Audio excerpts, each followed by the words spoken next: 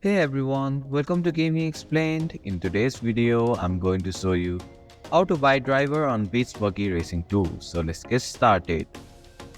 First, open the Beach Buggy Racing 2 game. Tap on the team option from the top of your screen.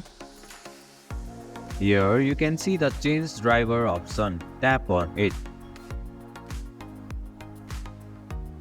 Now scroll down and select the driver that you want to buy.